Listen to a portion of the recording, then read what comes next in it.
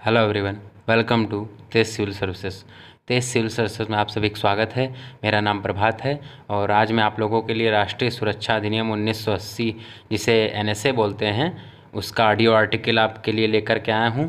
तो और यूट्यूब पर आपको कई सारे एनएसए के वीडियोस मिल जाएंगे, पर तेज सिविल सर्विसेज में आपको ये पहली बार बहुत ही आसान भाषा में ये कानून समझने को मिलेगा। तो आइए वीडियो शुरू करते हैं। वीडियो शुरू करने से पहले यदि आपने अभी तक हमारे चैनल को सब्सक्राइब नहीं किया है तो तुरंत सब्सक्राइब करें, लाइक करें, बेल आइकन दबाएं और इस वीडियो को अधिक से अधिक लोगों तक शेयर करें। तो आइए पहला पॉइंट देखते हैं, ये कानून चर्चा में क्यों रहा। तो ये कानून चर्चा में क्यों रहा, ये पहला पॉइंट देखते हैं। अगर आप कहीं ऑफलाइन नोट्स बना रहे हो तो हमारे मेरे साथ साथ लिखते चलें। ये ऑडियो आर्टिकल है, तो हमारे साथ साथ अगर आप लिखेंगे तो आपको फ़ायदा होगा, क्योंकि आगे आगामी परीक्षा में प्रीलिम्स में ये काफ़ी क्वेश्चन बनेगा कूट में। तो आइए जानते हैं कि चर्चा में क्यों रहा। बीते दिनों उत्तर प्रदेश और मध्य प्रदेश में एनएसए के तहत कुछ लोगों को गिरफ्तार किया गया था। तो वे क्यों गिरफ्तार किया गया था? क्योंकि ये इन पर मेडिकल स्टाफ और पुलिस प्रशासन पर हमला करने का आरोप था। तो ये आरोप क्यों लगा? क्योंकि आप सभी जानते हैं कि कोरोना वायरस के कारण हमारी सुरक्षा को, राष्ट्रीय सुरक्षा को कितना बड़ा खतरा है। तो इस वजह से ये कानून काफ़ी चर्चा में रहा है इस बीच। तो आइए इस कानून के बारे में जानते हैं हम। एनएसए के बारे में, इस कानून के बारे में थोड़ा सा जान लें कि क्या कानून है ये। तो एनएसए एक्ट 1980 का कानून है, 1980 में बना था ये। तो अगला पॉइंट देखते हैं। एनएसए एक निवारक निरोध कानून है, जिसे इंग्लिश में बोलते हैं प्रिवेंटिव डिटेंशन लॉ। अगर आप सीबीएसई बोर्ड के बच्चे हो तो मैं उसको इंग्लिश में भी बता दूंगा। तो प्रिवेंटिव डिटेंशन लॉ जिसे बोलते हैं, निवारक निरोध कानून है। निवारक निरोध क्या होता है ये भी मैं आपको बताऊंगा। तो आइए समझते हैं निवारक निरोध क्या होता है। किसी व्यक्ति द्वारा भविष्य में अपराध किए जाने की शंका के आधार पर उसे हिरासत में लेना, उसी को ही निवारक निरोध कहते हैं। शंका के आधार पर उसे हिरासत में लेना। तो ठीक है, ये पॉइंट हो गया। अगला पॉइंट देखते हैं। एनएसए केंद्र व राज्य सरकार को किसी व्यक्ति को हिरासत में लेने का अधिकार देता है, बिल्कुल देता है। और किस किस परिस्थिति में देता है, जैसे हेडिंग डालें जैसे। तो किस किस परिस्थिति में देता है जानते हैं। राष्ट्रीय सुरक्षा के लिए खतरा उत्पन्न करने के लिए, अगर कोई व्यक्ति राष्ट्रीय सुरक्षा के लिए खतरा बनता है तो उसके लिए। और दूसरा पॉइंट देखते हैं, आवश्यक वस्तुओं एवं सेवाओं की आपूर्ति अबाधित करने के लिए। यदि कोई व्यक्ति आवश्यक वस्तुओं और सेवाओं की आपूर्ति को बाधित करता है तो भी केंद्र और राज्य सरकार इसे हिरासत में लेने का अधिकार रखती हैं। तो ये रहा पॉइंट। अगला पॉइंट देखते हैं एनएसए के बारे में। एनएसए के तहत किसी व्यक्ति को अधिकतम 12 महीने हिरासत में रखा जा सकता है, लेकिन नए सबूत मिलने पर इसे सरकार इसकी समय सीमा बढ़ा सकती है। यदि आपके खिलाफ कोई अगर सबूत मिल गया सरकार को तो ये समय सीमा 12 महीने से बढ़ाकर और भी की जा सकती है। लेकिन फ़िलहाल अभी नियम 12 महीने का है। अगर यदि कोई सबूत पाया जाता है तो इस समय सीमा सरकार बढ़ा सकती है। तो ये रहा एनएसए के बारे में हमने जान लिया, इस कानून के बारे में, एनएसए एक्ट 1980।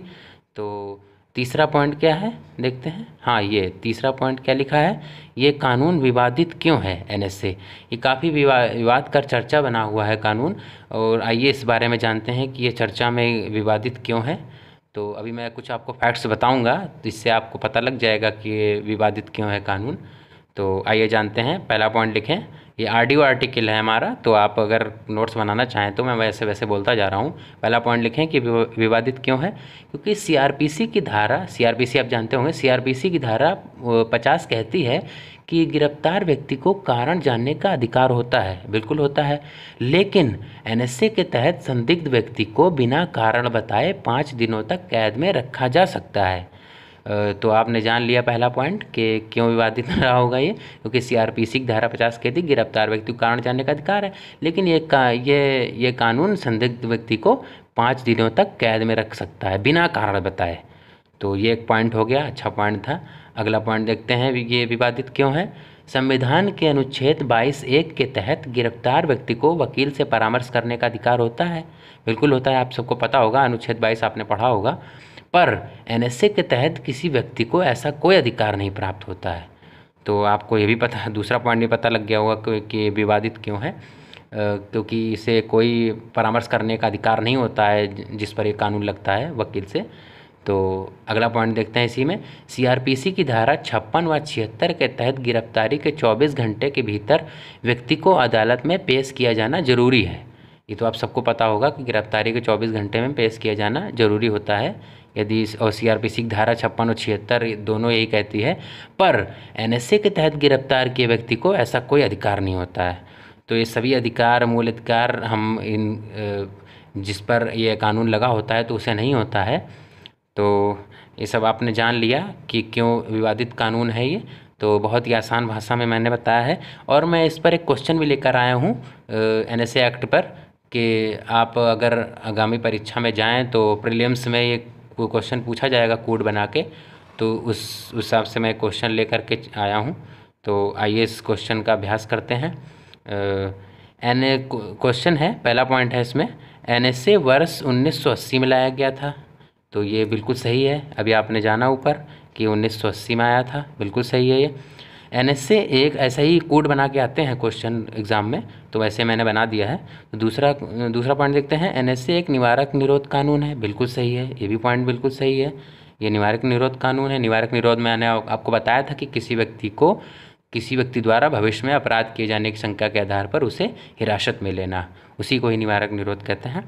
तो ये दोनों पॉइंट सही हैं। तीसरा पॉइंट देखते हैं, एनएसए के तहत गिरफ्तार व्यक्ति को सभी मूल अधिकार प्राप्त होते हैं। तो ये तो गलत है, क्योंकि मैंने अभी आपको बताया था कि अनुच्छेद 22(1) के तहत किसी व्यक्ति को वकील से परामर्श करने का अधिकार होता है, पर एनएसए लगे हुए व्यक्ति को ऐसा कोई अधिकार नहीं होता है। तो ये सारे मूल अधिकार इसके छीन लिए जाते हैं इस कानून के तहत, तभी ये कानून काफ़ी विवादों में रहता है। तो बहुत ही आसान शब्दों में मैंने राष्ट्रीय सुरक्षा अधिनियम कानून 1980 को बताया आपको। तो आई होप आपको ये वीडियो पसंद आया होगा।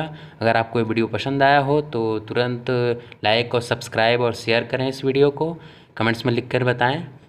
तो thank you for watching Tej civil services. जय हिंद, जय भारत।